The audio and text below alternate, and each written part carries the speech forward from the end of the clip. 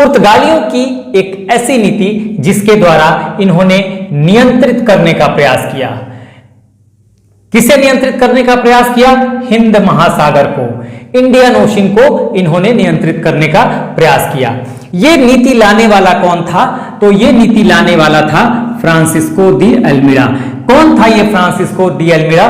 तो भारत में प्रथम पुर्तगाली गवर्नर।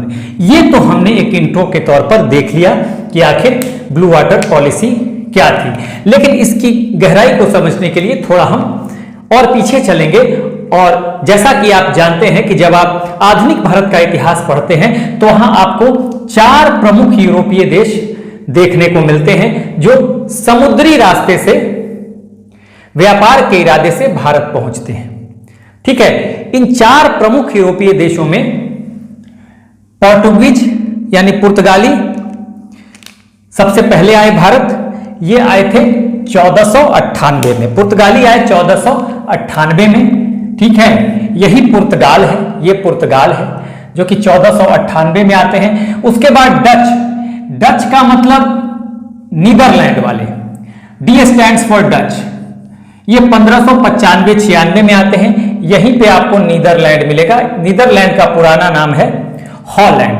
ठीक है, उसके बाद आते हैं ब्रिटिशर्स यानी कि इंग्लिश, जो 1600 में भारत आते हैं। भारत आने का क्रम है।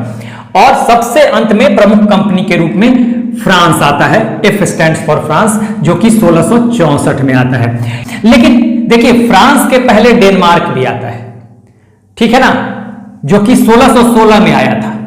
और फ्रांस के बाद स्वीडन भी आता है जो 1731 में आया था। लेकिन यहां हम 4 प्रमुख कंपनियों की बात कर रहे हैं, जिसमें ये 4 प्रमुख कंपनियां, अगर क्रम दे दिया जाए इस तरह से, पुर्तगाल, डच, इंग्लिश और फ्रांसीसियों में से किस क्रम में ये भारत आए तो इसका क्रम यही होगा। लेकिन कई बार बीच में यहां पर डेनमार्क दे देगा।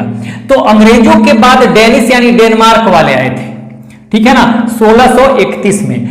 और उसके बाद फ्रांसीसी आए 1664 में। और फ्रांसीसियों के बाद 1731 में आता है स्वीडन। तो यही 6 कंपनियां आई थी, लेकिन 4 प्रमुख कंपनियां यही हैं जिन्हें हम मॉडर्न हिस्ट्री में पढ़ते हैं डिटेल में। पूरा क्रम अगर दे दे तो पूरे क्रम को अगर आप देखें तो पूरा क्रम यही होगा। सबसे पहले पुर्तगाली, पी स्टैंड्स फॉर पुर्तगाली, फिर डच, फिर इंग्लिश यानी ब्रिटिशर्स, उसके बाद डेनिश यानी डेनमार्क, मैं ऐसे कर देता हूं डेनमार्क, और फिर फ्रेंच यानी फ्रांसीसी, और तब अंत में एस फॉर स्वीडन।